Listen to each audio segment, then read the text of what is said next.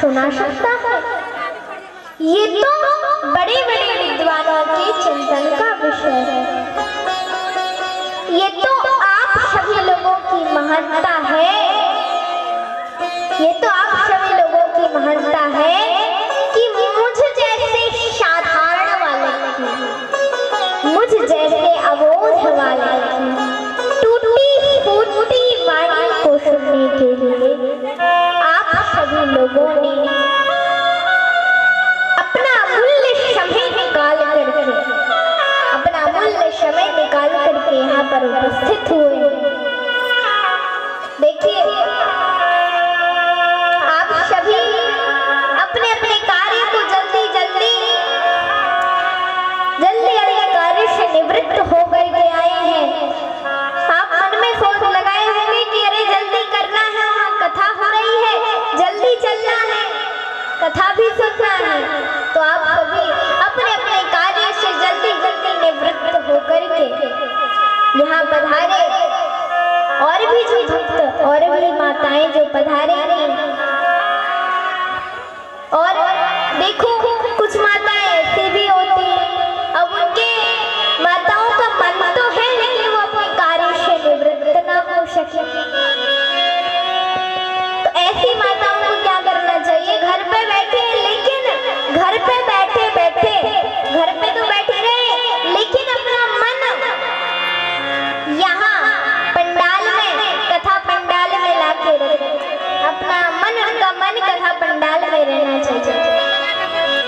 और बाहर के गांवों से जैसे हट्टा हुआ, शिवनी हुई और धड़ी, ओकासी, ये जो गांव हैं, इन गांवों से कल से या आज भी कुछ भक्त आए होंगे, कल से भी बहुत सारे भक्त आएंगे, बहुत सारी माताएं बहनें भक्त लोग आएंगे कथा सुनने के लिए। और अब कुछ माताएं बहनें उनके मन में लगी रहती है कि कथा सुनने जाना है, लेकिन उनके पास साधन नहीं है। तो ऐसी माताएं क्या करें? वो भी अपने घर बैठ करके, वो घर पे बैठी हैं, काम कर रही है, कुछ भी कर रही है, लेकिन उनका मन यहाँ रहना चाहिए। तो समझो हमने कथा सुन ली, और जो भक्त यहाँ आते हैं,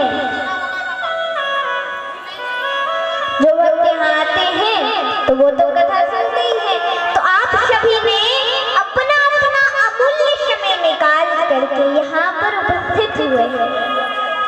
देखो, मैं यहाँ उपदेश देने नहीं, मैं यहाँ उपदेश देने नहीं, मैं यहाँ कोई कहानी किस्सा सुनाने नहीं, मैं यहाँ उपदेश देने नहीं, कोई कहानी किस्सा सुनाने नहीं, मैं यहाँ कृष्ण का संदेश सुनाने आई हूँ, प्रभु का संदेश सुनाने आई हूँ। और कृष्ण का संदेश, प्रभु का संदेश आप सभी को सुनाऊंगी और प्रभु की इच्छा से कुछ गुनगुनाऊंगी। बोलो कृष्ण कन्हैया लाल की, राधा रानी सरकार की, दुर्गा मैया की। आइए हम एक छोटा सा भजन कर लेते हैं। हम हाथ उठा कर कहते हैं, हम हो गए राधा रानी के। उठा कर कहते हम हो गए राधा के। हम हाथ उठा कर कहते हम हो गए राधा रानी के। हम हाथ उठा कर कहते हम हो गए राधा के। तालियों की सेवा करते हैं। हम हाथ उठा कर कहते हम हो गए राधा रानी के। हाथ उठा कर कहते हम हो गए राधा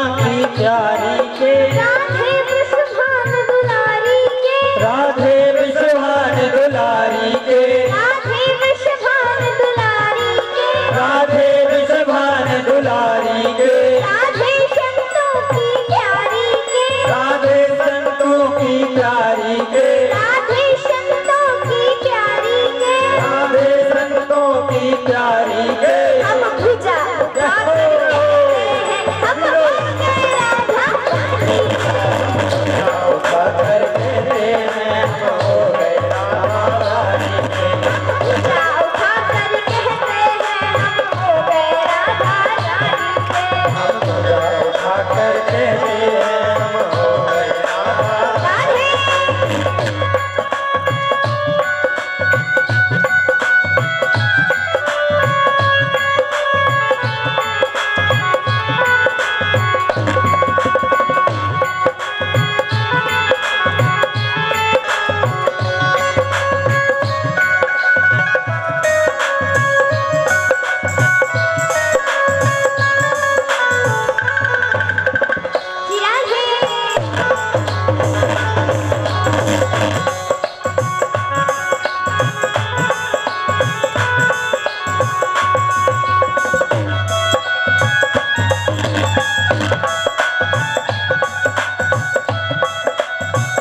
दोनों हाथ उठा के और क्या कहते हैं हम गाँव में कहते हैं नाम में कहते हैं, हम गाँव में कहते हैं हम गाँव में कहते हैं, हम गाँव में कहते हैं हम गाँव में कहते हैं, हम गली गली में कहते हैं हम गली गली में कहते हैं, हम डगर डगर में कहते हैं हम डगर डगर में कहते हैं, हम पाथरी गाँव में कहते हैं हम पाथरी गाँव में कहते हैं। क्या कहते हैं क्या कहते हैं हम हो गए राधा रानी के, हम हो गए श्यामा प्यारी के। हो गए राधा रानी के, हो गए श्यामा प्यारी के। हम हाथ उठाकर कहते हैं हम हो गए राधा रानी के। हम हाथ उठाकर कहते हैं हम हो गए श्यामा प्यारी के। हम हाथ उठाकर कहते हैं हम हो गए रामा प्यारी के। हम हाथ उठाकर कहते हैं हम हो गए श्यामा प्यारी के। हम हाथ उठाकर कहते हैं हम हो गए श्यामा प्यारी के। हम हाथ उठाकर कहते हैं हम हो गए राधा रानी के। बोले कृष्ण कन्हैया लाल की जय, राधा रानी सरकार की। जय। थोड़ा और जोर का जयकारा लगाइए। बोले शेरा वाली मैया की। जय। बोलो राधा रानी सरकार की। जय। बरसाने वाली की। जय। बंशी वाली की। जय।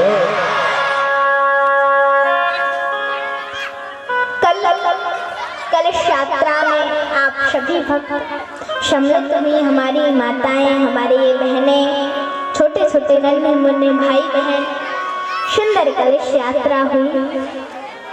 आज हम चलते हैं महात्मा की ओर।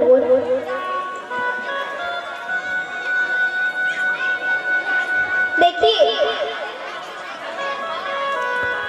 हमारी जो माताएं बहनें बैठी हुई हैं, हम भागवत के पहले श्लोक का उच्चारण करेंगे। हम सभी मिल करके भागवत के श्लोक का उच्चारण करेंगे।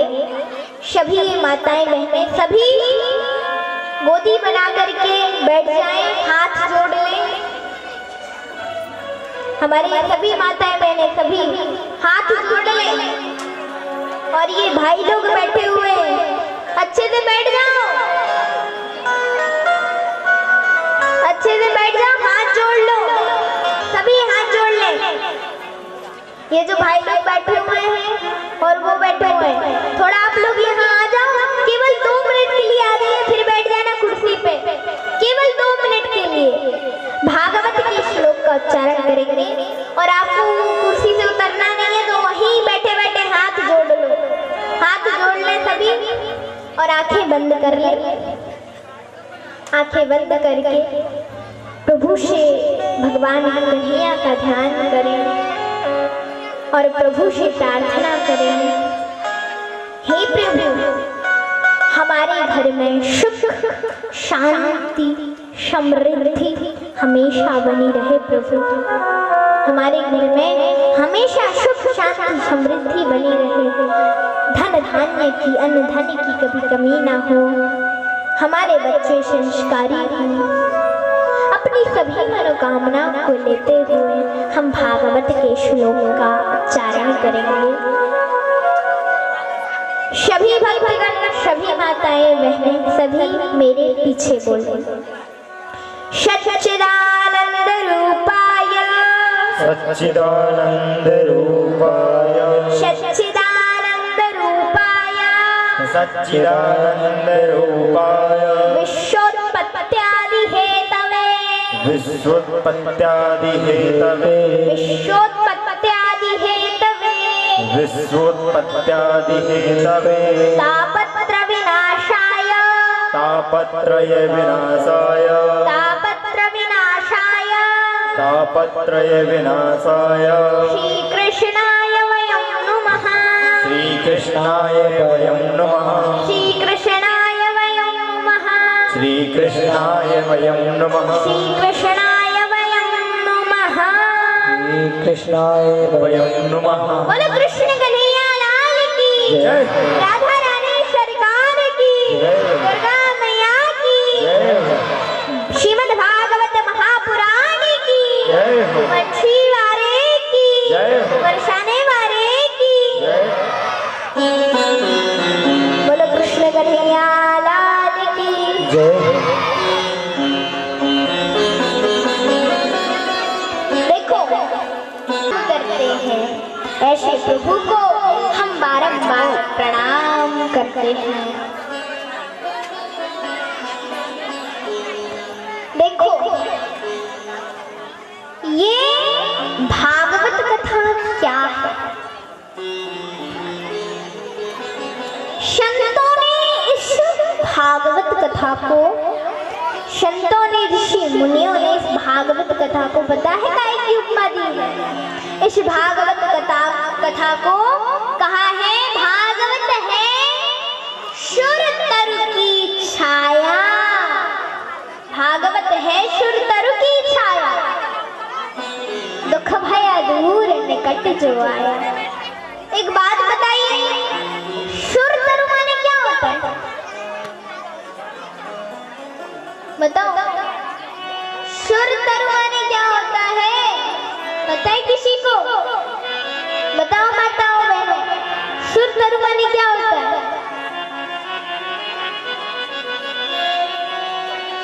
किसी को नहीं पता? हाथ उठाओ, सुर तरु माने कौन कौन जानता है? बताओ माताओं, जानते हो? क्यों भाई लोग, आप लोग जानते हो? कोई भी नहीं जानता? हम बता दें? बताओ, बता दें? बता दें? देखो, सुर तरु माने होता है कल्प वृक्ष। सुर माने देवता, देवताओं का वृक्ष जो देवताओं के स्वर्ग में देवताओं के पास है, कल्प वृक्ष सुर तरु। जिस सुर तरु के नीचे बैठकर हम जो भी बोलते हैं, हमारी वह, हम जो भी मन में सोचते हैं, हमारी वह मनोकामना पूर्ण हो जाती है। तो सुर तरु माने क्या होता है? बताओ क्या होता है सुर तरु माने? कल्प वृक्ष। वही कल्प वृक्ष की उपमा, उसी कल्प वृक्ष की उपमा संतों ने किसको दी है? भागवत कथा की पंडाल को। अब इस भागवत कथा का ये जो पंडाल है, इस पंडाल के नीचे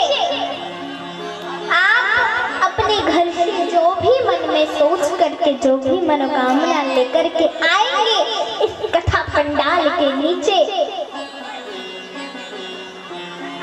इस कल्प वृक्ष रूपी कथा पंडाल के नीचे आएंगे, कथा को मन लगा करके सुनेंगे, तो आपकी जो मनोकामनाएं हैं, आपकी जो मनोकामनाएं हैं, वो सभी मनोकामनाएं पूर्ण हो जाएंगी। आप घर से जो भी सोच करके आओगे, जो भी मनोकामना सोच करके आओगे कि हम ये मांगेंगे, वह मनोकामना आपकी पूर्ण हो जाएगी। कहा है कि विद्यार्थी लभते विद्याम, धनार्थी लभते धनम, पुत्रार्थी लभते पुत्राम, मोक्षार्थी लभते गतिम। विद्यार्थी लभते विद्याम, जो विद्यार्थी, जो बच्चा विद्या की कामना लेकर के इस कथा पंडाल के नीचे आ जाता है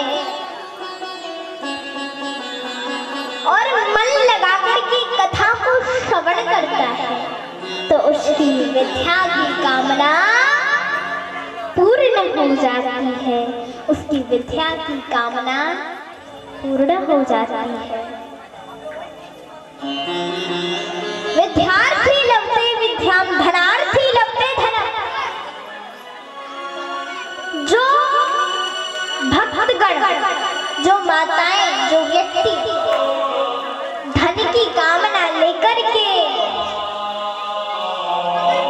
इस कथा पंडाल के कल्प वृक्ष रूपी कथा पंडाल के नीचे आ जाते हैं और कथा को मन लगा करके श्रवण करते हैं, तो उन भक्तों की, उन माताओं की धन की कामना पूर्ण हो जाती है। जिन माताओं के यहाँ या जिन भक्तों के यहाँ धन तो आता है, लेकिन घर में धन ठहरता नहीं, घर में धन रुकता नहीं, आता तो है, यहाँ से आया, यहाँ से चला गया, घर में धन ठहरता नहीं।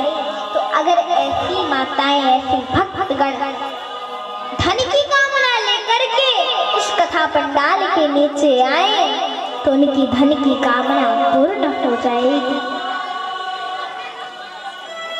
और धनार्थी लभते धनम, पुत्रार्थी लभते पुत्राम। जिन माताओं के यहाँ पुत्र नहीं और पुत्र है तो संस्कारी नहीं है, संस्कारवान नहीं है, ऐसी माताएं पुत्र की कामना लेकर के इस कथा पंडाल के नीचे आएंगी, कथा को सुनेंगी, तो उनकी संस्कारी पुत्र की कामना पूर्ण हो जाएगी और उनके यहाँ सुंदर संस्कारी पुत्र का जन्म होगा। तो विद्यार्थी लभते विद्याम, धनार्थी लभते धनम, पुत्रार्थी लभते पुत्राम, मोक्षार्थी लभते गतिम। और जो जीव जंतु, जो मनुष्य, जो भी मोक्ष की कामना लेकर के इस कल्प वृक्ष रूपी कथा पंडाल के नीचे आएंगे और मन लगा करके ध्यान से कथा को सुनेंगे, उनके अंदर कथा बैठेगी, तो उनकी मोक्ष की कामना पूर्ण हो जाएगी और उन्हें सुंदर गति प्राप्त होगी। मोक्षार्थी लभते गतिम, सुंदर गति प्राप्त होगी। बोलो कृष्ण कन्हैया लाल की। अरे जरा जोर का जयकारा लगा दो। बोलो कृष्ण कन्हैया लाल की। श्रीमद् भागवत महापुराण की। तो ऐसा कहा गया है महापुराण को। आइए हम सभी मिलकर के एक छोटा सा भजन कर लेते हैं। बोलो कृष्ण कन्हैया लाल की जय।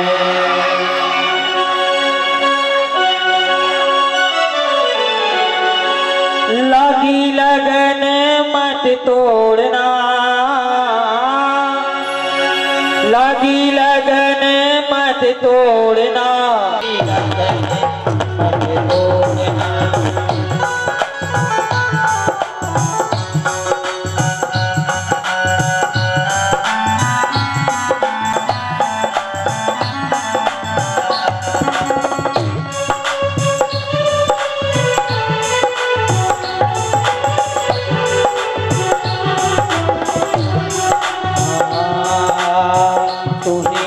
श्रेष्ठ है तू ही साहूकार है, तू ही मेरा श्रेष्ठ है, तू ही साहूकार है, तू ही मेरा श्रेष्ठ है, तू ही साहूकार है, तू ही मेरा श्रेष्ठ है, तू ही साहूकार है, तू ही मेरा श्रेष्ठ है, तू ही साहूकार है, तू ही मेरा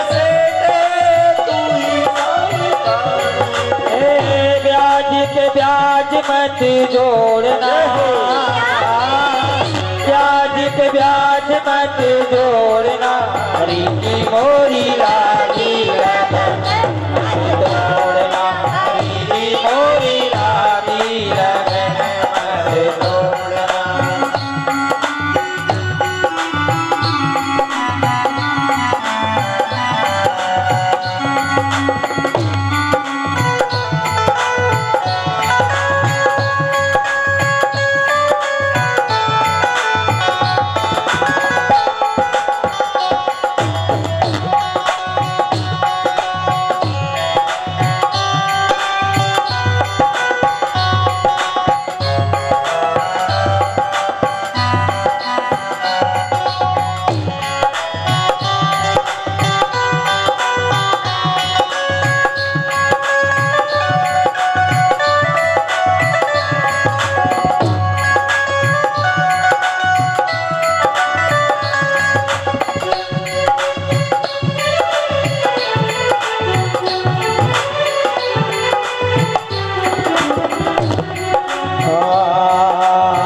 खेती बोआई मैंने तेरे नाम की, खेती बोआई मैंने तेरे नाम की, खेती बोआई मैंने तेरे नाम की, खेती बोआई मैंने तेरे नाम की, बीज भंवर मत छोड़ना,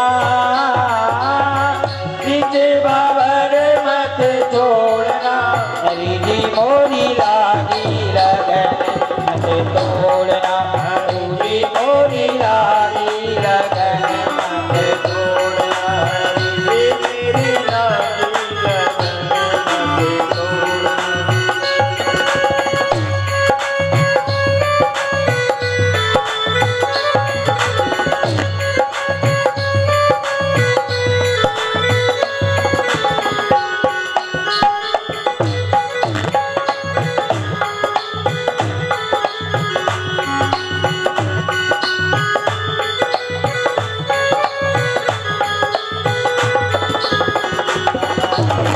ब्याज पे ब्याज मत जोड़ना,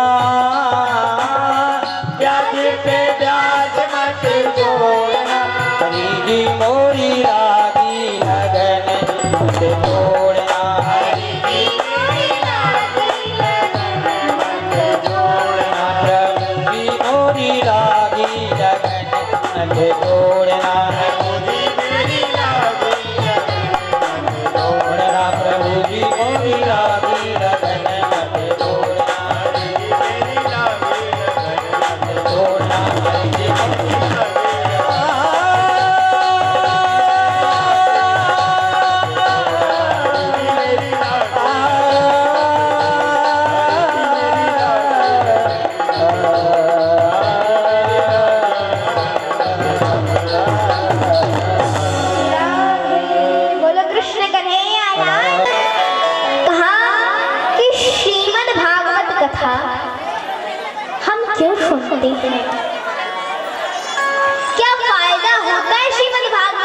सुनने से?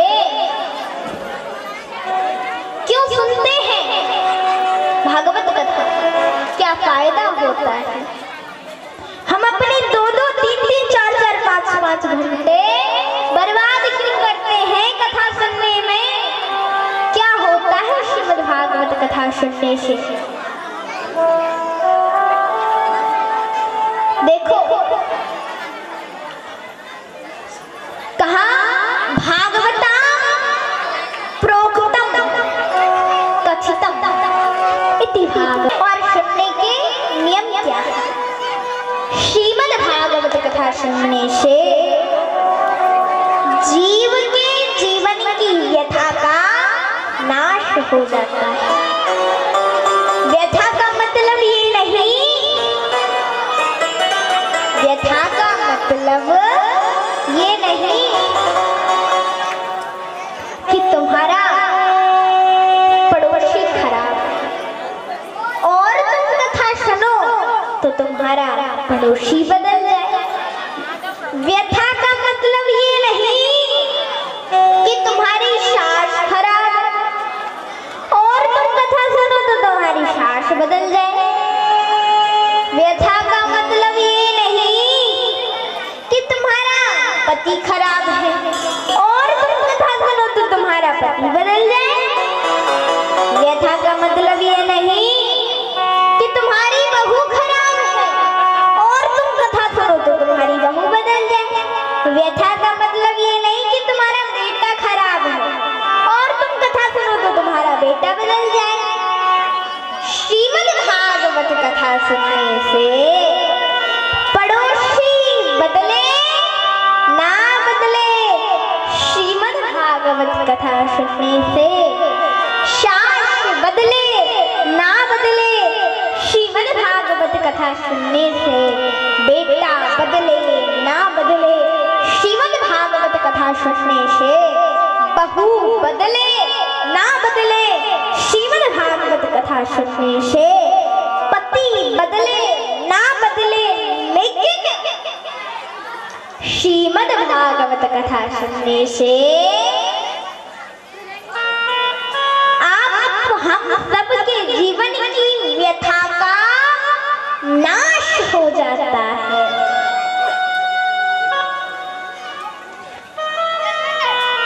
आप जो जीवन में दुख दुख दुख कहते आए वह सुख में लगने लग जाता है। इस पर एक बहुत सुंदर कथा आती है। जब रावण सीता जी का हरण करके गया था तो सीता जी प्रभु श्री राम जी के वियोग में दुख से दुखित वह कहने लगे, तजहु देह करुणे गोपाई, दुषह विरह अब नहीं सह जाए। राम सिया राम, सिया राम जय जय राम, राम सिया राम, सिया राम जय जय राम। माँ सीता मन में सोचने लगी कि महाराज राम राम तो कहते हैं। यहाँ माँ सीता मन में सोचने लगी कि अरे प्रभु मेरा वियोग सहन न होता। हनुमान जी महाराज पेड़ पर बैठे बैठे मन में सोचने लगे, माँ राम राम तो कहती है लेकिन फिर भी दुखी है। माँ राम राम तो कहती है लेकिन फिर भी दुखी है। एक बात कहूँ, देखिए आपने कई लोगों को देखा होगा, कई माताओं को देखा होगा कि वो भगवान का तो इतना भजन करती है, राम राम तो इतना कहती है, लेकिन फिर भी वो दुखी रहती है, फिर भी उनके दुख दूर नहीं होते। आपको पता है वो माताएं कैसा भजन करती हैं? सासु मां स्नान करके आए, देखा बहू रानी झाड़ू पोछा कर रही है, कहीं ये ना कह दे माँ जी आप भोजन बना लो। सासु मां गई, बैठ गई, पूजा घर में गई, बैठ गई, माला उठा ली, राम राम राम राम राम राम राम राम राम राम राम राम राम। बहू वो मेरी ना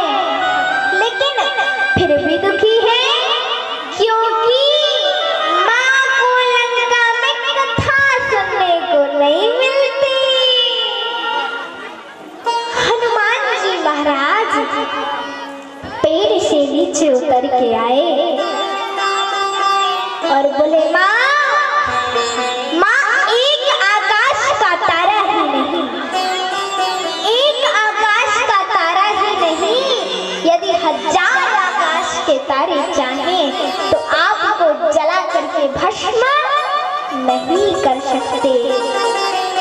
एक जंगल का वृक्ष ही नहीं, यदि 1000 जंगल के वृक्ष भी चाहें तो आपका दुख दूर नहीं कर सकते।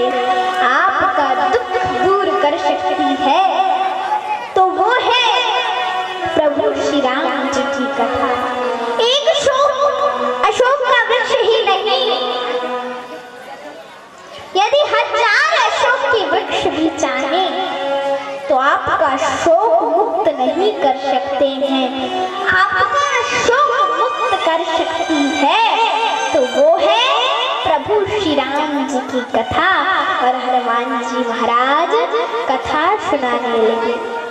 रामचंद्र गुण वर्ण ही लागा, सुन कही सीता कर दुख भागा। रामचंद्र गुण वर्ण ही लागा, सुनत ही सीता कर दुख भागा। राम सिया राम जय जय राम, राम सिया राम जय जय राम। कहा सुनत ही सीता कर दुख भागा। जैसे ही सीता जी ने भगवान राम की कथा को सुना तो सीता जी के दुख गए नहीं, सीता जी के दुख सीधे भागे। कर दुख भागा, गए नहीं, भागे, कर दुख भागा। सीता जी शोक मुक्त हो गई, सीता जी के सभी दुख दूर हो गए, कष्ट नष्ट हो गए, सभी दुख दूर हो गए। इसी प्रकार श्रीमद् भागवत कथा सुनने से जीवन की व्यथा का नाश हो जाता है। देखो, जब भक्ति माता के जीवन में व्यथा आई तो उन्होंने भी कथा सुनी। जब भक्ति माता के जीवन में व्यथा आई तो भक्ति माता ने भी कथा सुनी और व्यथा का नाश हो गया। जब नारद जी के जीवन में व्यथा आई, उन्होंने भी कथा को सुना, व्यथा का नाश हो गया। जब परीक्षित जी के जीवन में व्यथा आई तो उन्होंने भी कथा सुनी और व्यथा का नाश हो गया। जब धुंधकारी के जीवन में व्यथा आई तो धुंधकारी ने भी कथा को सुना और व्यथा का नाश हो गया। अब कहाँ ये धुंधकारी कौन था? अब ये धुंधकारी कौन था? तुंगभद्रा नाम की नदी के किनारे एक उत्तम नगर था। उत्तम नगर में आत्मदेव नाम के एक पंडित जी रहते थे। उनकी पत्नी का नाम था धुंधली देवी। देखो, धुंधली देवी सुंदर तो थी परंतु दुष्ट स्वभाव की थी। जब तक वो एकाध पड़ोसी से लड़ाई झगड़ा न कर लेती तब तक उनका पेट नहीं भरता था। जब तक वो एकाध पड़ोसी से लड़ाई झगड़ा न कर ले तब तक उनका पेट नहीं भरता था।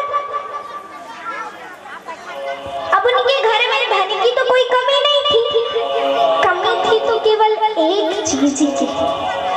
वो क्या था? वो थी संतान। उनके यहाँ कोई संतान नहीं थी, कोई पुत्र नहीं था। इसी बारे में, इसी के विषय में आत्मदेव जी महाराज दुखी रहते थे। आत्मदेव जी के घर में तुलसी जी की पूजा होती थी, गाय की सेवा। लेकिन तुलसी जी सूख गई और गाय बांझ हो गई। तुलसी जी सूख गई और गाय बांझ हो गई। एक दिन आत्मदेव जी बैठे बैठे मन में सोचने लगे। आत्मदेव जी एक दिन बैठे बैठे मन में सोचने लगे, मैं तुलसी जी को खुद अपने हाथों से जल देखता, फिर भी तुलसी जी सूख गए। गाय को 6 वर्ष हो गए, कोई बछड़ा बछड़ी नहीं हुआ। क्या बात है, ऐसा क्यों हो रहा है? ऐसा मेरे साथ क्यों हो रहा है? बड़े दुखी थे। अब आत्मदेव जी के घर में, आत्मदेव जी के घर में तो पड़ोसी आने लगे, और पड़ोसी आते क्या कहते? पड़ोसी आकर के कहते, आपके घर में पितृ प्रसन्न नहीं है, पितृ प्रसन्न नहीं है, इसलिए आपके यहाँ कोई संतान नहीं है, कोई पुत्र नहीं होता, आपके पितृ प्रसन्न नहीं है। एक दिन आत्मदेव जी महाराज ऐसा सोचते सोचते जा रहे थे। आत्मदेव जी महाराज ऐसा सोचते सोचते जा रहे थे, मन में सोच रहे थे कि अरे मैं दूसरों के यहाँ जाता, मैं दूसरों की पुत्र प्राप्ति के लिए यज्ञ अनुष्ठान करता, पूजा पाठ करता, व्रत करता, यज्ञ करता, माला करता, भजन करता, सब करता दूसरों की पुत्र प्राप्ति के लिए, और आज मैं खुद पुत्र के लिए दुखी हूँ। आज मैं खुद, मेरे यहाँ खुद पुत्र नहीं है, मैं पुत्र के लिए दुखी हूँ, मैं पुत्र के लिए दुखी हूँ। ऐसा सोच रहे थे, सोचते सोचते जा रहे थे, तभी एक संत के दर्शन हो गए। जैसे ही संत को देखा, मन में सोचने लगे, साधु नाम दर्शनम लोके सर्व सिद्धि करम, साधु नाम दर्शनम लोके सर्व सिद्धि परम।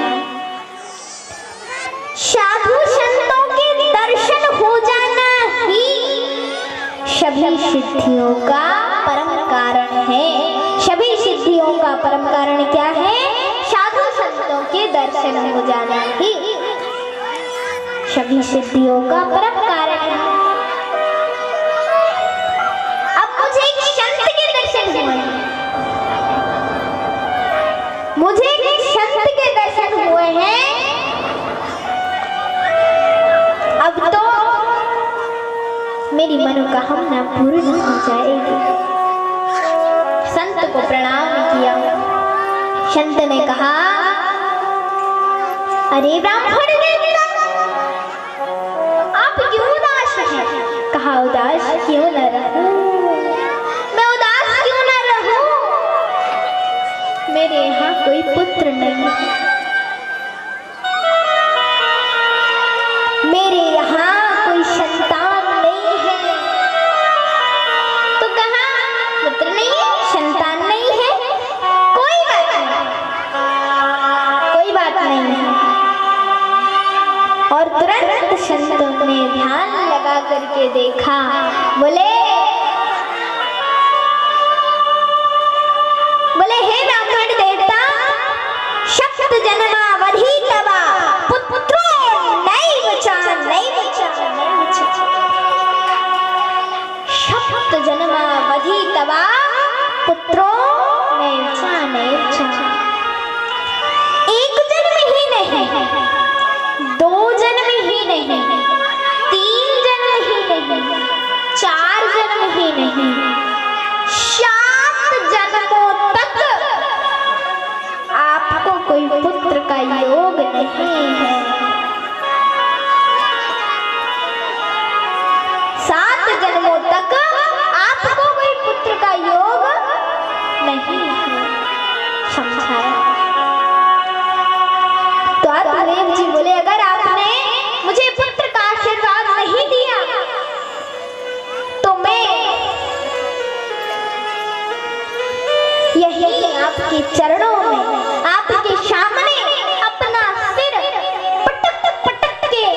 अपने प्राणों को त्याग दूंगा, अपना शरीर पटक पटक के अपने प्राणों को त्याग दूंगा, त्याग दूंगा।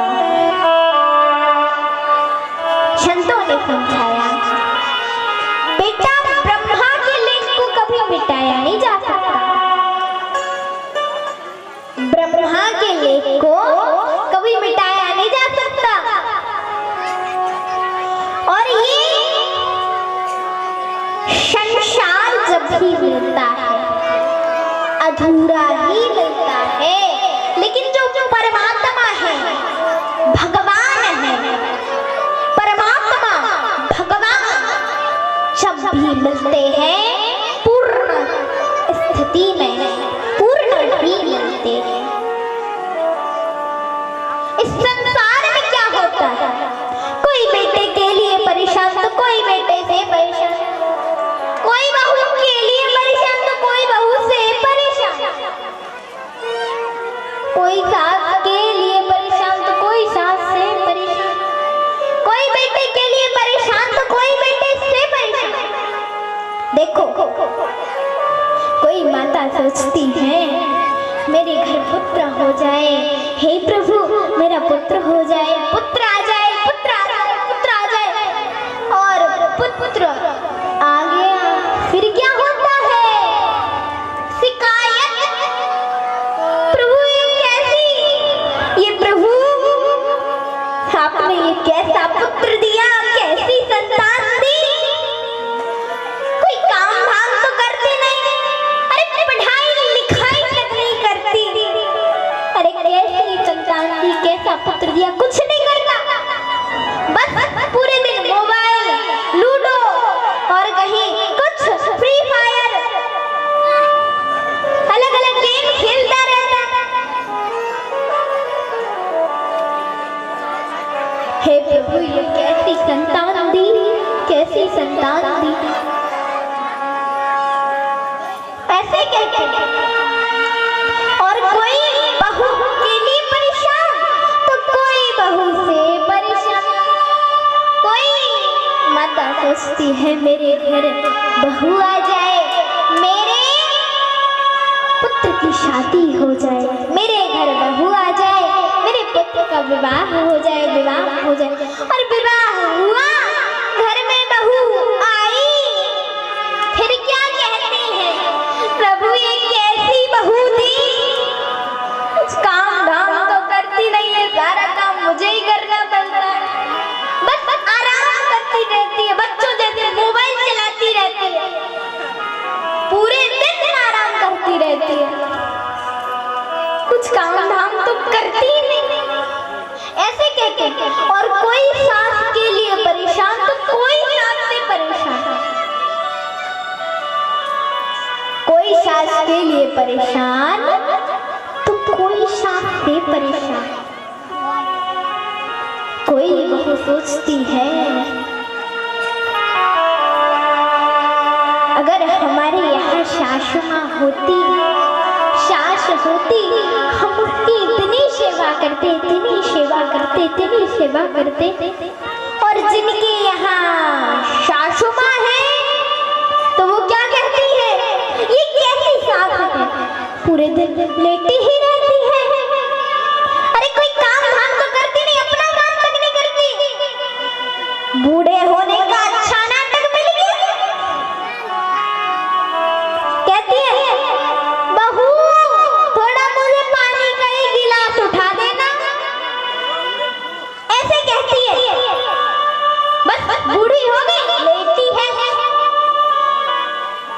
पूरे दिन खाती रहती है लेटी लेटी, और कुछ काम धाम तो है नहीं, ऐसे कहते हैं। देखो मुझे सास माँ से कहानी याद आ गई, हाथ उठाओ, चुटकुला कौन कौन सुनेगा, उठाओ हाथ, ऐसे नहीं सुनाएंगे, एक बार जयकारा लगाना पड़ेगा, अगर जोर का जयकारा लगा तो तब सुनाएंगे, ऐसे जैसे अभी आपने हाथ उठाए थे ना कहानी सुनने के लिए, चुटकुला सुनने के लिए, बिल्कुल ऐसे हाथ उठा के जयकारे लगाना है, बोलो दुर्गा मैया की। अभी आवाज नहीं है, देखो इतनी जोर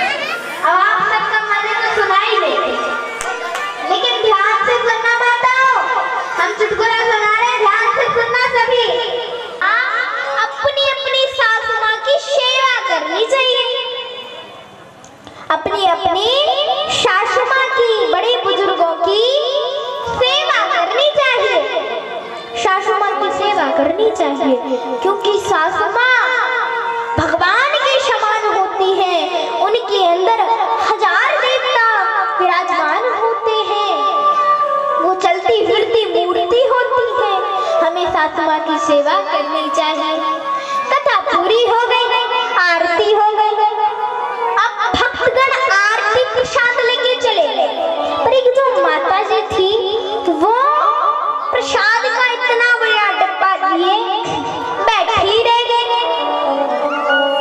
तो जो कथा सुना रहे थे वो पंडित जी आए, उन्होंने कहा बहू रानी सब चले गए, आप नहीं गए, क्या बात है, कोई घर में परेशानी है, सब ठीक ठाक तो है?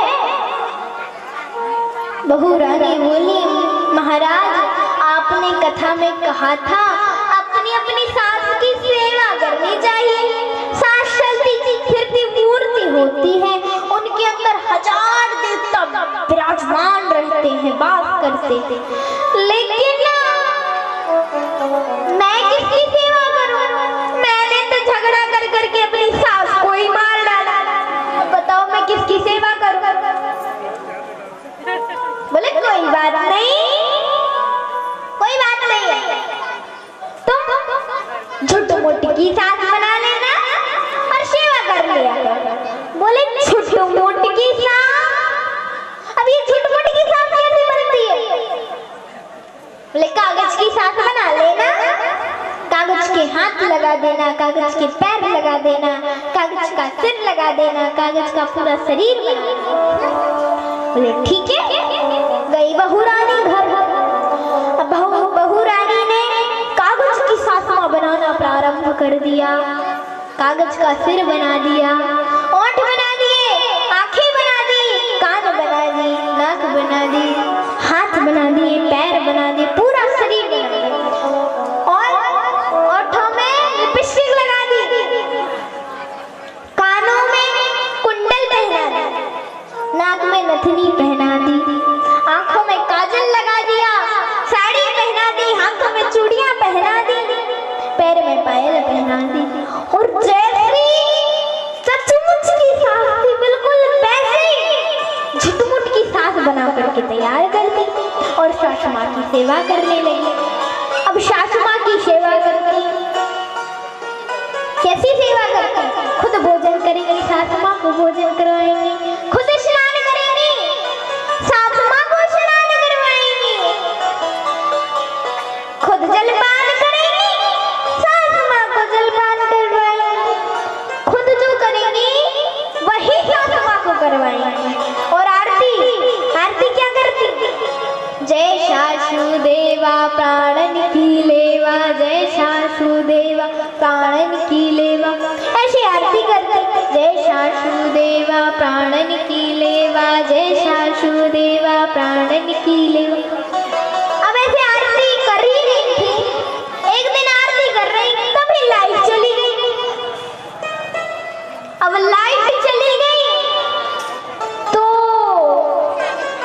मन में सोचने लगे लाइट चली गई, अब सासू माँ को तो गर्मी लग रही होगी, सासू माँ को गर्मी लग रही होगी, क्या करें? चलो छत पर चलते। एक बात कहूँ, सचमुच की सास मर गई, उसे गर्मी नहीं लगी, उसकी कभी सेवा नहीं करी, और अब ये झुटमुट की सास है, इसकी सेवा हो रही है, पूजा हो रही है, इसको गर्मी लग रही है, इसकी आरती उतर रही है। तो बहू रानी मन में सोचने लगी कि अरे सासू माँ को गर्मी लग रही होगी जरूर, चलो ऐसा करती हूँ, चलो छत पर चलते हैं, बिस्तर ले चलते हैं सासू माँ के लिए, अपने लिए। अब 2 बिस्तर ले गए, एक सासू माँ के लिए और एक अपने लिए। गई छत पर, ले गई और बिछा लिए बिस्तर, एक अपने लिए, सासू माँ के लिए बिछा लिए, और बस सेवा करने लगी, सासू माँ की सेवा की, और बस सेवा करके सो गई, खुद सो गई।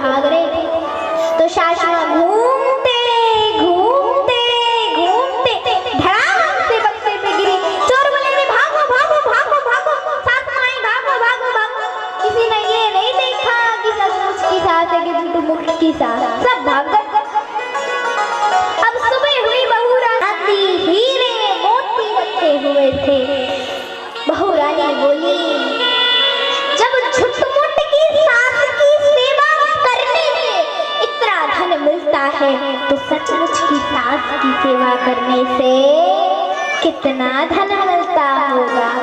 जब झुटमुट की सास की सेवा करने से इतना सारा धन मिला है, तो सचमुच की सास की सेवा करने से कितना धन मिलता होगा। ऐसा सोच करके बहू रानी सासू माँ की सेवा करने लगी। और ऐसे ही आत्मदेव जी को भी संतों ने समझाया, बेटा ये संसार में कुछ नहीं है, ये संसार जब भी मिलता है अधूरा ही मिलता है, भगवान जब भी मिलते हैं पूर्ण ही मिलते हैं, संसार में पूर्ण मिलने की व्यवस्था नहीं। ऐसा समझाया। और जब समझाया तो आत्मदेव जी की समझ में न आई। आत्मदेव जी बोले, देखो महाराज, अगर आपने मुझे पुत्र प्राप्ति का आशीर्वाद नहीं दिया तो मैं आपके चरणों में सिर पटक पटक के अपने प्राणों को त्याग दूंगा, अपने प्राणों को त्याग दूंगा। ऐसा कहा और अपने सिर को पटकने लगे। अपने सिर को पटकने लगे। उसी समय संतों को दया आ गई, संतों को दया आ गई। और संतों ने उन संत ने अपनी झोली में से प्रसाद फल निकाला और वह प्रसाद फल निकाल करके किसको दिया? आत्मदेव जी को दे दिया और कहा, इस प्रसाद फल को ले जा करके आप अपनी पत्नी को खिला देना। और अपनी पत्नी को खिला करके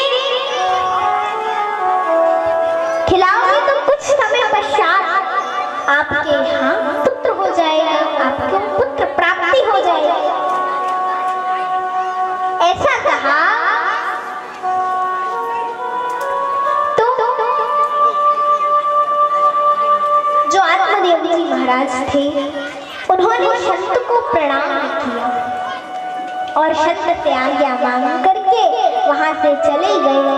आत्मदेव जी खुशी खुशी अपने घर को चले गए और संत भी खुशी खुशी भगवान का भजन करते हुए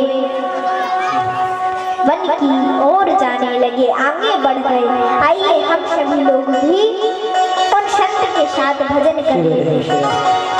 बोलो कृष्ण कन्हैया तुम्हारी याद आती रहे मोहन, आती रहे हर पल तुम्हारी याद आती रहे कान्हा, आती रहे हर पल तुम्हारी याद आती रहे कान्हा, आती रहे तेरी छवि मन को भाती रहे।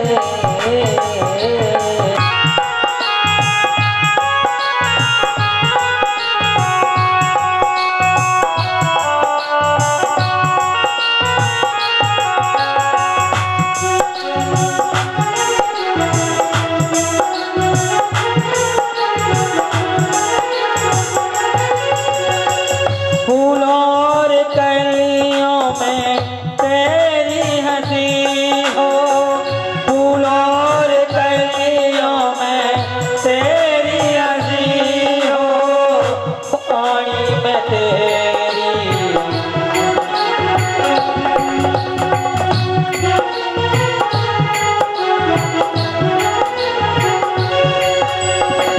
फूलों और कलियों में तेरी हंसी हो, पानी और गुणों में तेरी हंसी हो, बुलबुल के गीतों में तेरी हंसी हो, आती रहे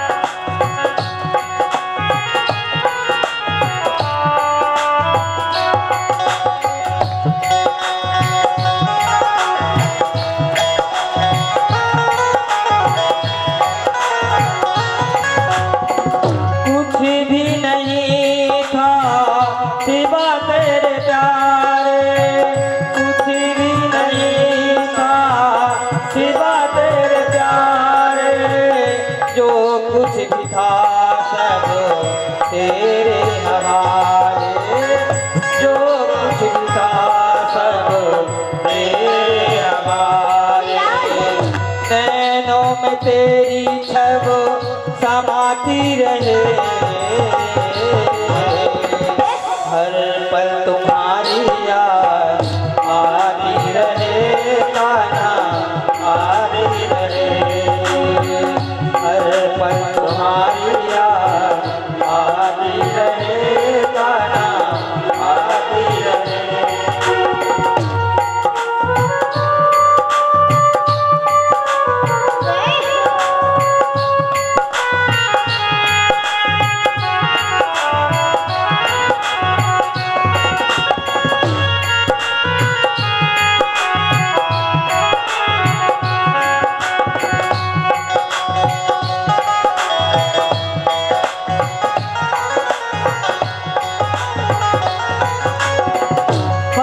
सब भक्तों की चाह यही है, हम सब भक्तों की चाह यही है, श्री कृष्ण की आती यही है, श्री कृष्ण की आती यही है।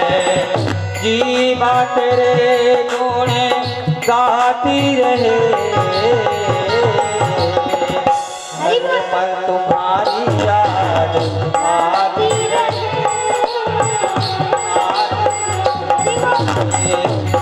पर तुम्हारी याद आती रहे, आती रहे, पर तुम्हारी याद आती रहे, आती रहे,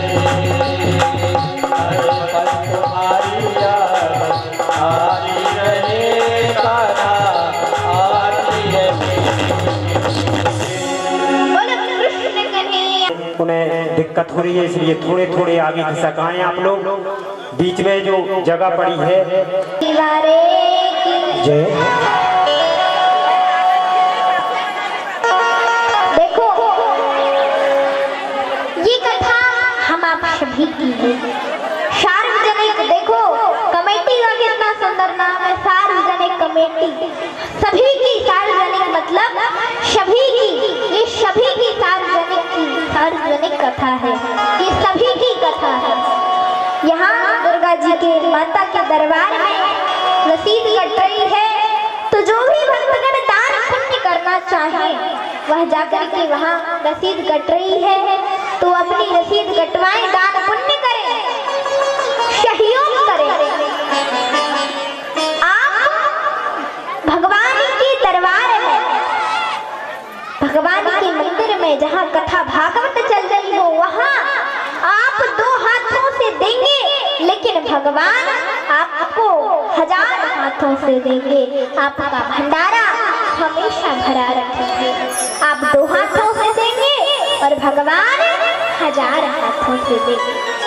तो जो भी दान करना चाहे, सहयोग करना चाहे, वह जाकर के रसीद कटवा सकते हैं। बोलो कृष्ण कन्हैया लाल की, दुर्गा मैया की, शेरा वाली मैया की जय हो। आत्मदेव जी महाराज अपने घर आए और धुंधली देवी को वह फल दे दिया। धुंधली देवी ने उस फल को लिया और ऐसे बैठे सोचने लगी, अगर मैं फल को खाऊंगी तो मेरा पेट बड़ा हो जाएगा, क्योंकि आत्मदेव जी ने बता दिया था कि अगर तुम इस फल को खाओगी तो हमारे यहाँ बालक होगा, पुत्र उत्पन्न होगा। तो मन में सोचने लगी, अगर मैं इस फल को खाऊंगी तो मेरा पेट बड़ा हो जाएगा, और पेट बड़ा हो जाएगा तो मैं कुछ खा नहीं पाऊंगी, खा नहीं पाऊंगी तो मैं बीमार हो जाऊंगी। अब कुछ खा नहीं पाऊंगी तो बीमार हो जाऊंगा, मैं चल फिर भी नहीं पाऊंगी। अगर बीमार हो जाऊंगी, मैं बीमार हो जाऊंगी तो चल फिर नहीं पाऊंगी, चल फिर नहीं पाऊंगी तो पड़ोसियों से लड़ाई झगड़ा कैसे करूंगी, और पड़ोसियों से लड़ाई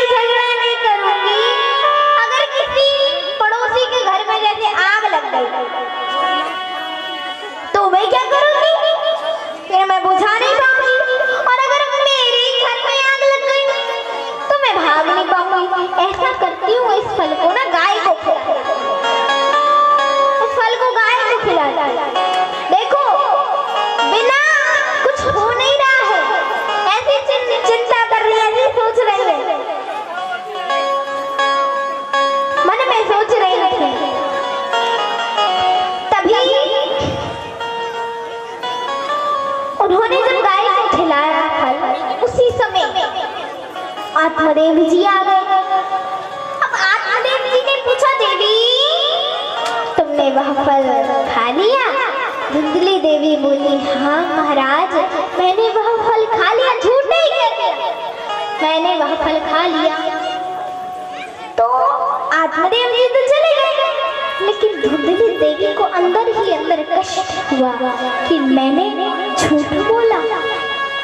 बड़ा दुख हुआ, और दुख हुआ तो धुंधली देवी ने क्या किया, उनकी जब बहन आई तो धुंधली देवी ने अपनी बहन से कहा, बहन ने पूछा, अरे बहन क्यों उदास हो? तो कहा, मैं उदास इसलिए हूँ, मैंने फल खुद ने तो नहीं खाया, लेकिन वह फल गाय को खिला दिया। झूठे ही कह दिया कि यह फल मैंने खा लिया। मैंने झूठे ही कह दिया कि फल मैंने खा लिया। कहा कि झूठे ही कह दिया, अब मैं क्या करूं? बोले कोई बात नहीं, कोई बात नहीं, चिंता मत करो, मेरे यहाँ इतने सारे पुत्र, एक आध पुत्र ले लेना, और अभी एक पुत्र होने भी वाला है, वो पुत्र तुम ले लेना, उसके बदले मुझे कुछ धन दे देना। अब धुंधली देवी की बहन तो ऐसा कह के चली गई। धुंधली देवी ने अब अपने पेट में कपड़े बांधने शुरू कर दिए।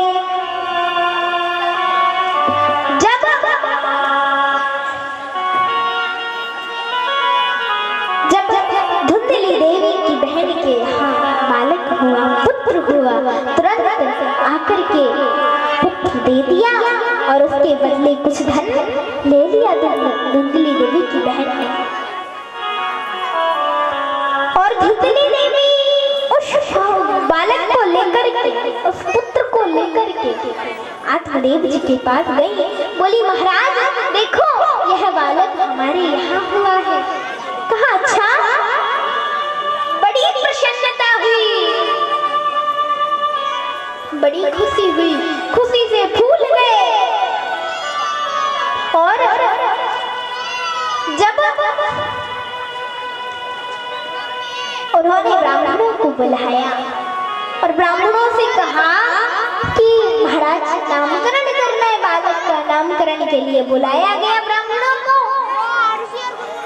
आत्मदेव जी बोले, देवी एक बात बताओ, हम अपने बालक का क्या नाम रखें? हम अपने बालक का क्या नाम रखें? धुंधली देवी बोली, सुनो, मैं अपने बालक के ऐसे आजकल के नाम नहीं रखूंगी, चिंटू पिंटू ये नाम नहीं रखूंगी। मैं तो अपने बालक का अपने नाम से जुड़ता मिलता जुलता नाम रखूंगी। मैं इस बालक का नाम रखूंगी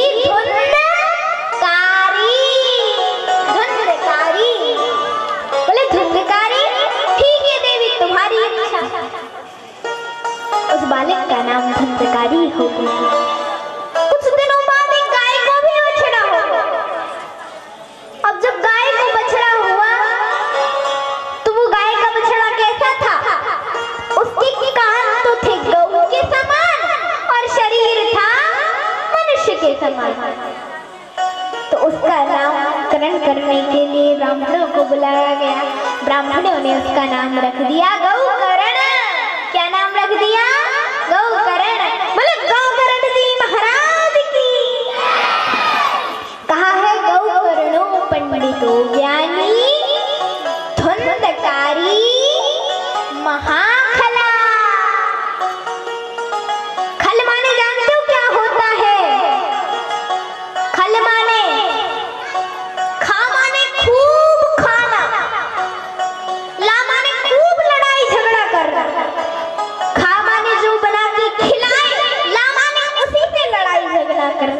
जो ऐसा करता है उसके नाम के पीछे क्या लग जाता है?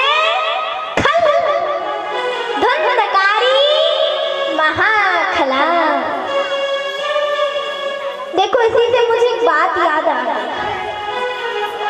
हाथ उठाओ, मोबाइल कौन कौन चलाना जानता है? हाथ उठाओ, कौन कौन मोबाइल चलाता है?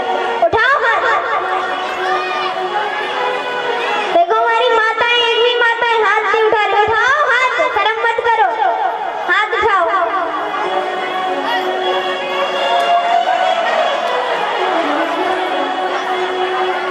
हमें पता है कि घर में कौन कौन लूडो खेलती है माताएं। अब हाथ उठाओ, कौन कौन लूडो खेलता है?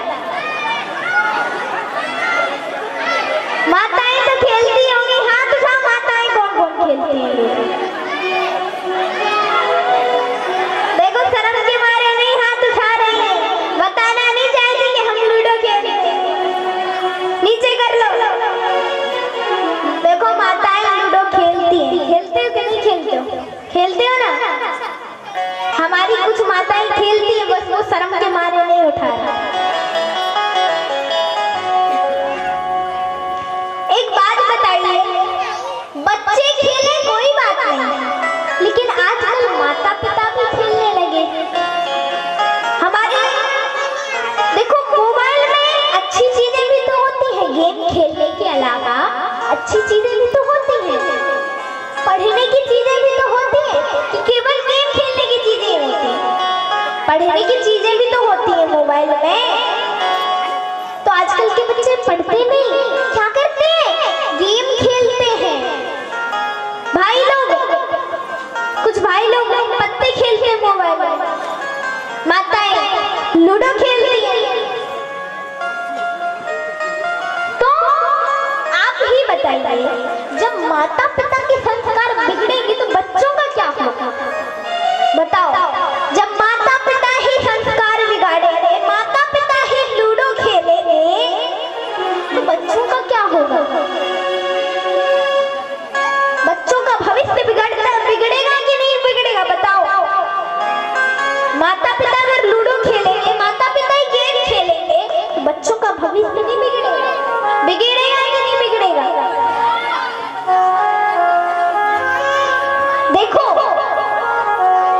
हमारी जो माताएं बहनें और जो भाई लोग हैं, ये लोग जो मोबाइल में लूडो खेलते हैं, पत्ते खेलते हैं, इसके अलावा अगर आपके यहाँ कथा चल रही है, आप लूडो खेलने के अलावा, ताश खेलने के अलावा, यहाँ आके पत्ते खेलने के अलावा यहाँ आकर के कथा भी तो सुन सकते।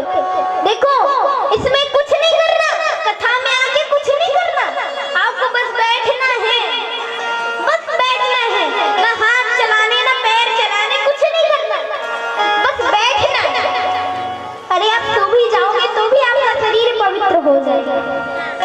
आपको बस बैठना है, वो भी व्यक्ति नहीं कर सकता। अरे ताश में तो, पत्तों में तो हाथ चलाने पड़ते हैं, चलाने पड़ते कि नहीं चलाने पड़ते? हाथ चलाने पड़ते। लूडो में तो हाथ चलाने पड़ते। अरे कथा में तो हाथ भी नहीं चलाने पड़ते, बस बैठना पड़ता है। वो भी व्यक्ति नहीं कर सकता। आजकल के संस्कार क्यों, आजकल के बच्चों के संस्कार क्यों बिगड़ रहे हैं? इसीलिए तो बिगड़ रहे हैं। माता पिता जब लूडो खेलेंगे, पत्ते खेलेंगे, तो क्या होगा बच्चों को? बच्चों का देखो, हमने कई जगह देखा है कि माता पिता गुटखा खाते हैं तो बच्चे भी आजकल खाने लगे। छोटे छोटे बच्चे होते हैं, वो भी खाते हैं गुटखा। उनके माता पिता खा रहे हैं, पूरे घर में सब बच्चे खा रहे हैं। माता पिता खाएंगे तो बच्चे नहीं खाएंगे क्या? माता पिता जो करेंगे वही बच्चे सीखेंगे। अगर आप कथा सुनने जाओगे, माता पिता कथा सुनेंगे तो बच्चे भी साथ में जाएंगे, सुनेंगे कथा, उनके अंदर संस्कार आएगा। और आप खुद जाकर के अपने बच्चों को संस्कार नहीं देना चाह रहे हो, करो फिर। आजकल के बच्चों के अंदर संस्कार नहीं। पहले के लोग संस्कारवान थे, क्यों? पहले मोबाइल नहीं चलते थे, मोबाइल नहीं चलते थे पहले।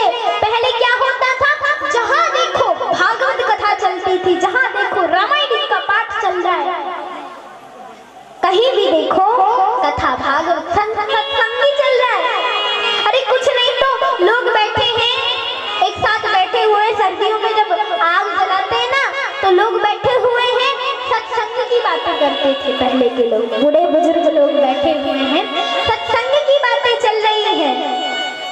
लेकिन आजकल के लोग इकट्ठे बैठे हैं तो क्या हो रहा है, राजनीति की बातें चल रही हैं। आजकल सत्संग कोई नहीं करता।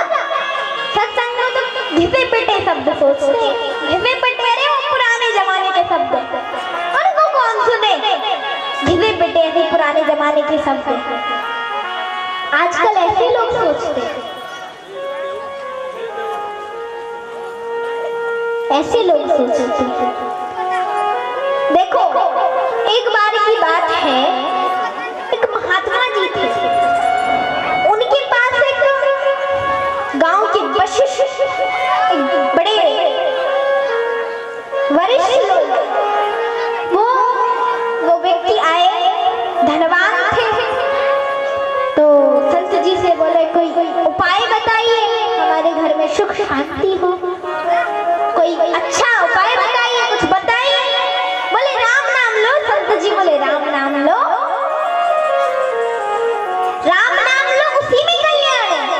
बोले राम नाम, अरे ये क्या पुराने जमाने के घिसे पिटे शब्द, इन्हें कौन ले। अरे ये पुराने जमाने के घिसे पिटे शब्द हैं, क्या होगा इससे। अरे पुराने जमाने के शब्द हैं, आप भी वैसे पुराने जमानों जैसे बात करने लगे। ये तो घिसे पिटे शब्द हैं, इनसे क्या हो जाएगा। केवल राम नाम लेने से क्या होगा। वही 3-4 लोग और खड़े थे, बोले हाँ हाँ सही बात है, ये 2 अक्षर का नाम, इससे क्या हो जाएगा, इससे जीव का कल्याण क्या होगा, इससे क्या कल्याण होगा जीव का। इस घिसे पिटे 2 अक्षर के नाम से क्या होगा। तो ना संत जी ने, महात्मा जी ने क्या किया, बहुत वो क्रोधित हो रहा था, वो कह रहा था अरे इनसे क्या होगा, क्या होगा, कुछ अच्छा उपाय बता। बहुत देर तक संत जी सुनते रहे, खुश होते रहे, सुनते रहे, मुस्कुराते रहे। फिर थोड़ी देर बाद गुस्से से बोले चुप। जैसे ही चुप बोला, उस व्यक्ति को गुस्सा आ गया कि इतने सारे लोग खड़े हैं, इनके सामने मेरा अपमान कर दिया, मुझे चुप बोला, गुस्से से चुप बोला। क्रोध आ गया उसे। उसने क्या किया, उसे क्रोध आया और वो संत जी का जो कमंडल था, कमंडल फेंकने लगा, डंडी थी, डंडी फेंकने लगा। संत जी बैठे बैठे मुस्कुराते रहे। लोग कह रहे थे अरे कह दो, मना लो, गुस्सा हो रहा है वो, और लोग पकड़ते रहे उन्हें, कुछ नहीं हुआ। जब नहीं माने, संत जी हंस रहे थे, मुस्कुरा रहे थे। बोले वह व्यक्ति बोला, थोड़ी देर बाद गुस्सा शांत हुई तो बोला मैं आपका इतना सारा सब कुछ करता रहा, आपने कुछ कहा ही नहीं, आप मुस्कुराते रहे। बोले मैं तुम्हें यही समझाना चाहता था, मैं तुम्हें यही समझाना चाहता था। ये चुप भी तो घिसा पिटा 2 शब्द है, 2 शब्द का नाम है।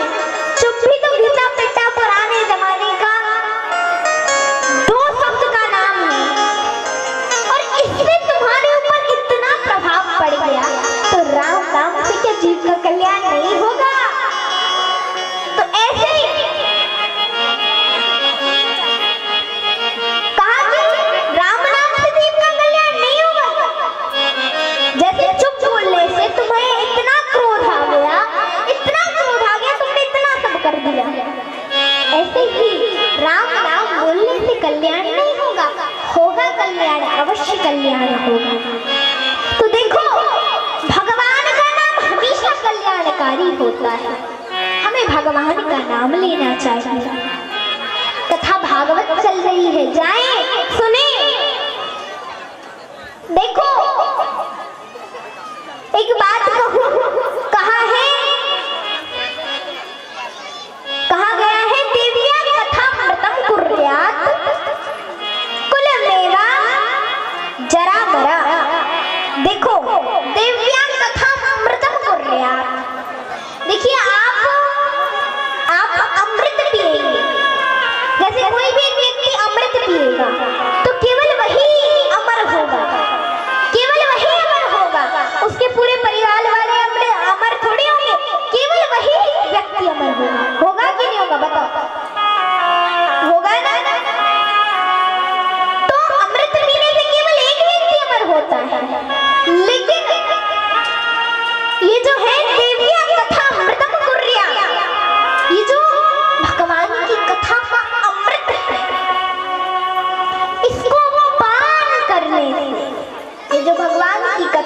अमृत है, इसको पान करने से केवल एक व्यक्ति ने जो भी इस कथा को सुनता है, इस अमृत को पान करता है, तो उसका क्या हो जाता है, उसके कुल के सभी लोग, परिवार के सभी लोग सभी पवित्र हो जाते हैं, सभी पवित्र हो जाते हैं, सभी अमर अजर अमर हो जाते हैं। और यही नहीं, इस कथा की आवाज जहां जहां तक भी गूंजती है, जहां जहां तक भी आवाज जाती है, जिन जिन के कानों तक पड़ती है, तो उसका क्या हो जाता है, उसका और उसके पूरे परिवार का, पूरा परिवार धन्य हो जाता है, उसका कल्याण हो जाता है, पूरे कुल का, परिवार का कल्याण हो जाता है। तो ऐसी है ये कथा, ऐसी कथा को हमें सुनना चाहिए। तो आए, लूडो खेलने के अलावा आप लूडो ना खेले, घर में बैठे बैठे ताश पत्ते ना खेले भाई लोग, आए कथा चल रही है, कथा सुनो, कथा को श्रवण करो।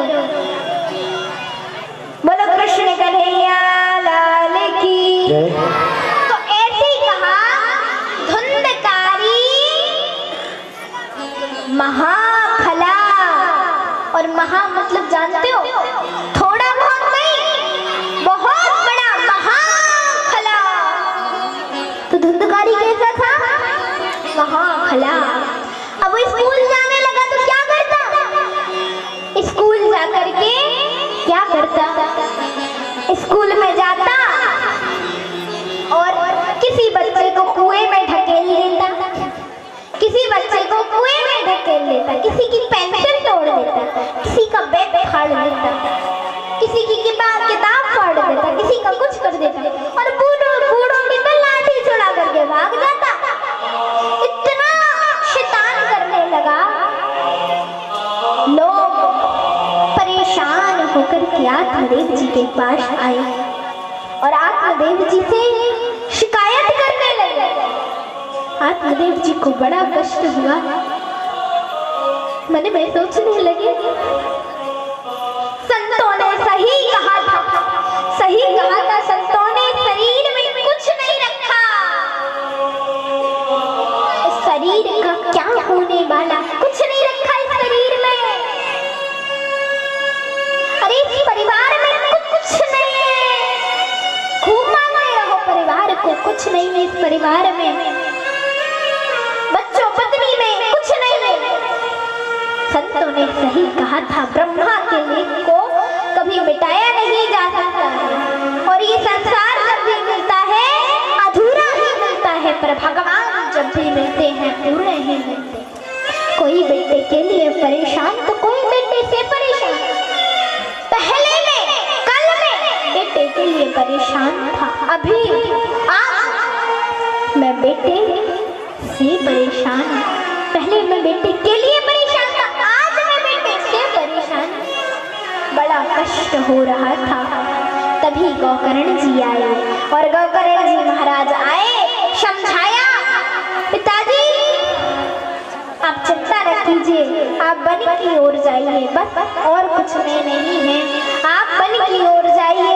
और ऐसा कहा, ऐसा कह करके आत्मदेव जी वन की ओर चल दिए, और गा रहे हैं, क्या कह रहे हैं, मन लागो में यार फकीरी, मन लागो मेरो यार फकीरी में, मन लागो मेरो यार फकीरी में, मन लागो मेरो यार फकीरी में, मन लागो मेरो यार फकीरी में, मन लागो मेरो यार फकीरी में, हो मन लागो मेरो यार फकीरी में। मन लागो मेरो यार फकीरी में। आत्मदेव जी कह रहे हैं, क्या कह रहे हैं, मन लाग्यो मेरो यार फकीरी में। इस संसार में कुछ नहीं है, कुछ नहीं है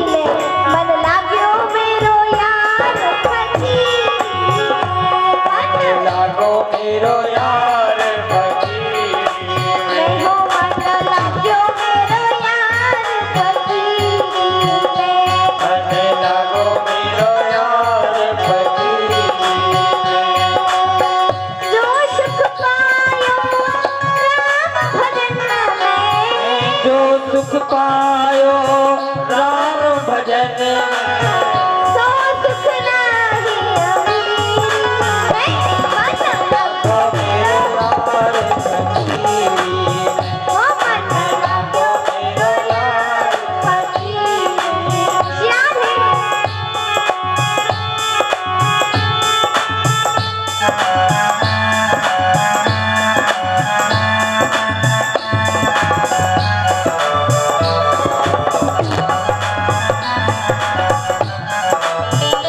और क्या कहते हैं कह रहे हैं आत्मदेव जी आखिर ये तन खाक मिलेगा आखिर ये तन खाक मिलेगा आखिर ये तन खाक मिलेगा आखिर ये तन खाक मिलेगा आखिर ये तन खाक मिलेगा आखिर ये तन खाक मिलेगा काहे फिरत मगरूरी में मन लगो मेरा यार फकीरी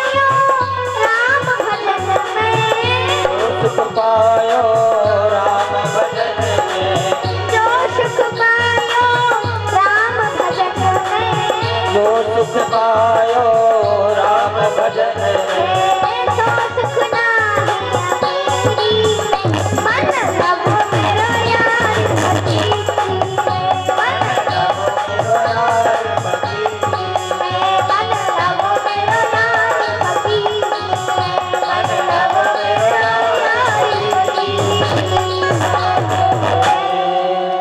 बोलो कृष्ण कन्हैया लाल की जय हो। राधा करते हुए आत्मदेव जी महाराज जंगल चले गए और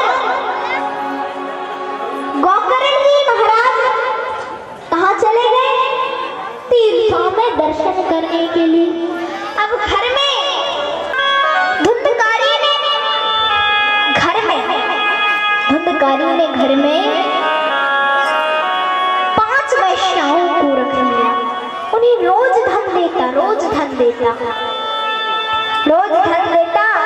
उन वैश्याओं को, और धन देता तो धुंधकारी चोरी करके धन लाने लगा। एक दिन राजा के यहाँ से चोरी करके धन लाया, वैश्याओं को दिया। तो वैश्याओं ने सोचा आज राजा के यहाँ से चोरी करके लाया है, राजा को पता चला तो इसको पकड़ के इसे धन छीन करके इसे तो फांसी पे चढ़ाएंगे, साथ साथ हमें भी फांसी पे चढ़ा देंगे, साथ हमें भी फांसी पे चढ़ा देंगे। तो कहा इसलिए हमें कुछ करना चाहिए। और रात्रि को आई वैश्याएं, धुंधकारी जिस चारपाई पे लेटा था उसी चारपाई से रस्सी से बांध दिया और मुंह में जलते हुए अंगारे डाल दिए। धुंधकारी की मृत्यु हो गई। जब यह बात गोकर्ण जी को पता चली, गोकर्ण जी ने धुंधकारी की गया में शादी करवाई। और जब वापिस घर लौट करके आए, तब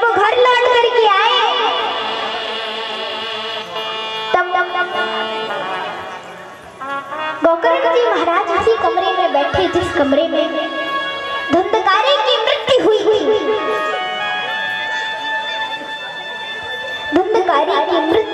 उसी कमरे में बैठे। अब धुंधकारी कभी भूत के रूप में, कभी पिशाच के रूप में, कभी हाथी के रूप में, कभी भयानक घोड़े के रूप में, कभी बैले के रूप में आता, विकराल रूप धारण करता और गोकर्ण जी को डराता। गोकर्ण जी को क्रोध आया, हाथ में जल लिया और मंत्र बोल करके जल डाला। जैसे ही जल डाला तो वह धुंधकारी मनुष्य के रूप में बोलने लगा। जब मनुष्य के रूप में बोलने लगा तो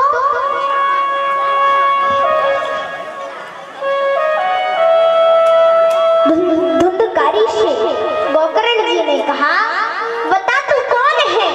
भूत है, प्रेत है, पिशाच है, कौन है तू? तो आत्मदेव जी रोने लगे। आत्मदेव जी के पुत्र जो धुंधकारी था वह रोने लगा और कहने लगा, अहम भ्राता तुदीयोस्मि धुंधकारी तिनामता। मैं आपका छोटा भाई, आपका बड़ा भाई धुंधकारी हूँ और मैं आपका बड़ा भाई धुंधकारी हूँ। तो कहा तुम्हें, मैंने तो तुम्हारी गया में श्राद्ध करवा दिया था, फिर भी अभी तुम्हारी गलती नहीं हुई। तो धुंधकारी बोला, मैंने इतने पाप किए हैं, एक नहीं, दो नहीं, 3 नहीं, 100 श्राद्ध भी करवा दो, फिर भी मेरी मुक्ति नहीं होगी। गोकर्ण जी महाराज बोले, मैं तुम्हारी मुक्ति का उपाय ढूंढकर अवश्य रहूंगा। गोकर्ण जी महाराज सुबह होते ही गए और सुबह उन्होंने क्या किया? सूर्य देव की स्तुति की, वंदना की, जल अर्पण किया और जल अर्पण करके उन्होंने सूर्य देव शब्दों में कहा, अगर आप अपने भाई की मुक्ति चाहते हैं तो आप अपने बड़े भाई को श्रीमद् भागवत कथा पान करवाइए, तभी उनकी मुक्ति होगी। कहा तभी मुक्ति होगी, ठीक है। और गोकर्ण जी महाराज कथा सुनाने के लिए तैयार हुए। तो कथा जब प्रारंभ होने वाली थी तब आसपास के सभी लोग आए, आसपास के सभी लोग आए, पुण्यात्मा से पुण्यात्मा लोग आए और दुष्ट आत्मा से दुष्ट आत्मा लोग आए, और उन्होंने बैठ करके कथा को सुना। अब एक आसन धुंधकारी को भी दिया गया। धुंधकारी से बैठता उसे हवा उड़ा ले जाती। धुंधकारी ने चारों तरफ देखा, कहीं कुछ नहीं था, लेकिन जो भागवत कथा थी, भागवत कथा के मंच के पास में एक बड़ा सा एक 7 गांठ का बांस रखा हुआ था। तो धुंधकारी जाकर के बैठ गया और जाकर के बैठा। जैसे शाम को पहले दिन की कथा विश्राम हुई, पहली गांठ चट चट करके टूट गई। वजन बढ़ता गया और एक एक करके 7 दिन बीते, एक एक करके एक एक दिन एक एक गांठ टूटती गई। 7 गांठें टूट गई, चट चट चट चट चट चट चट चट करके 7 गांठें टूट गई। धुंधकारी के लिए विमान आया। गोकर्ण जी बोले, विमान एक? कथा तो इतनों ने सुनी, लेकिन विमान एक आया, क्यों? भगवान के पार्षदों ने कहा, कथा में तो ये सब बैठे थे, लेकिन कथा इनके अंदर नहीं बैठी थी। आप इनको फिर से कथा सुनाओ, तभी इनका उद्धार होगा। अभी इनका उद्धार नहीं होने वाला, कथा सुनाओ इन्हें, तभी इनका उद्धार होगा। फिर से कथा सुनाइए। अगर ये मन लगा करके हृदय से कथा सुनेंगे तो इनका उद्धार हो जाएगा। गोकर्ण जी महाराज ने फिर से कथा सुनाई और सभी के ज्ञान वैराग जाग गए। भक्ति माता नृत्य करने लगी और नारद जी वीणा बजाने लगे। बोलो कृष्ण कन्हैया लाल की, गोकर्ण जी महाराज की, श्रीमद् भागवत महापुराण की। देखिए कल सुंदर ध्रुव जी का चरित्र होगा। देखो 3 लड़कियां बनाई जाएंगी, छोटी छोटी 3 लड़कियां बनाई जाएंगी। ध्रुव जी, नारद जी और नारायण। सुंदर लीला होगी आप सभी के मध्य में, सुंदर लीला दिखाई जाएगी। जैसे आप टीवी मोबाइलों में देखते हो ना, बिल्कुल वैसे लीला दिखाई जाएगी। और YouTube में ये कथा जा रही है, कथा डल रही है, तो वो लीला YouTube पे भी डलेगी। और इतनी सुंदर लीला होगी। कैसे ध्रुव जी महाराज मां से आज्ञा लेकर के वन की ओर जाते हैं, कैसे ध्रुव जी को नारद जी मिलते हैं, कैसे नारद जी ध्रुव जी की परीक्षा लेते हैं, ध्रुव जी कैसे परीक्षा में सफल हो जाते हैं, कैसे तपस्या करते हैं और कैसे ध्रुव जी को भगवान विष्णु के, भगवान नारायण के दर्शन होते हैं। ये सब आपको झांकियों के द्वारा दिखाया जाएगा।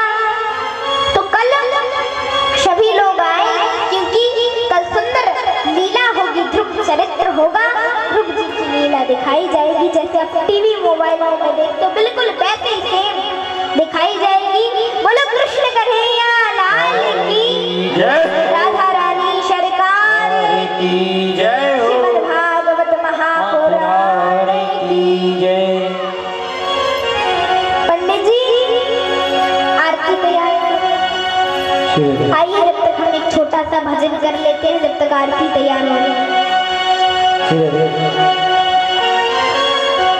लगन तुमसे लगा बैठे, जो होगा देखा जाए। एक बात बताइए, हमारे चल।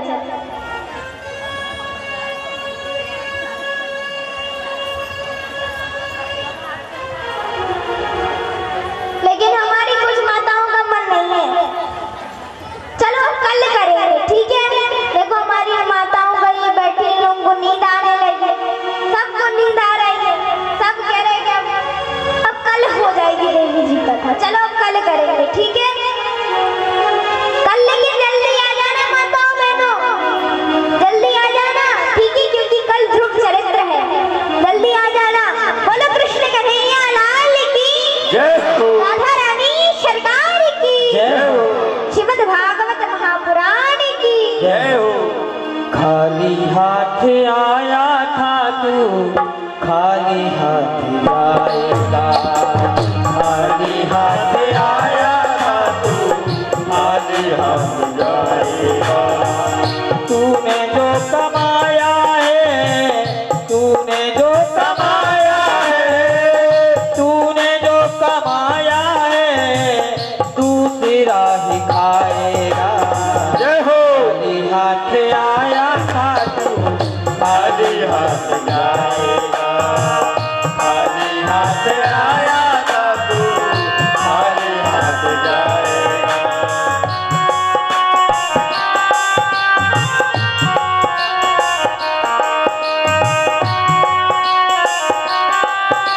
हरि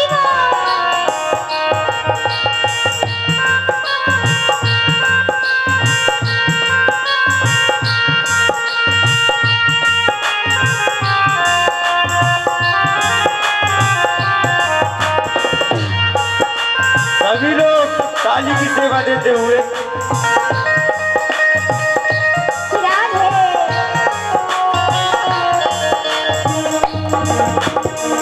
खाली हाथ आया था तू, खाली हाथ जाएगा, खाली हाथ आया था तू, खाली हाथ जाएगा।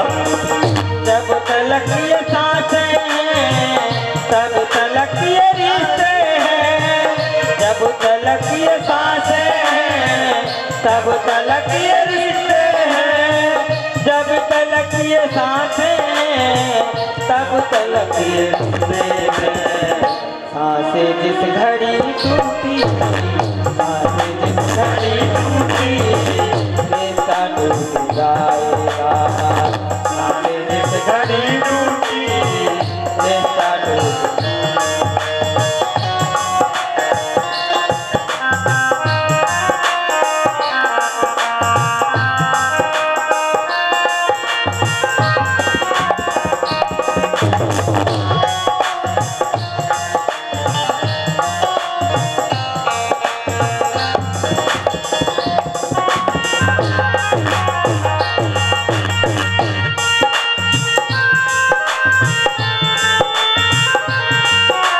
हरि राधे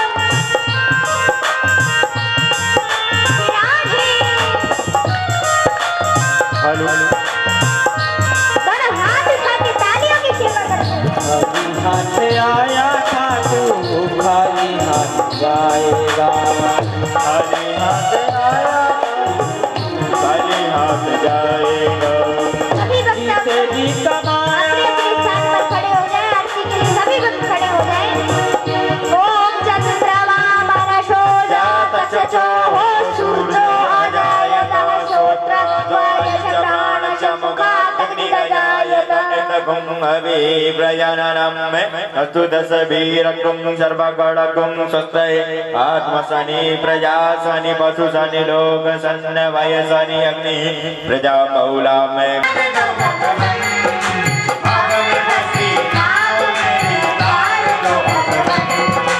धरती की दगा तुम्हारे पास है, धरती की दगा तुम्हारे पास है, जिंदगी गया की है जी के पास की, मैं बसा के तेरी मूर्ति उतारूं मैं गिरधर तेरी आरती।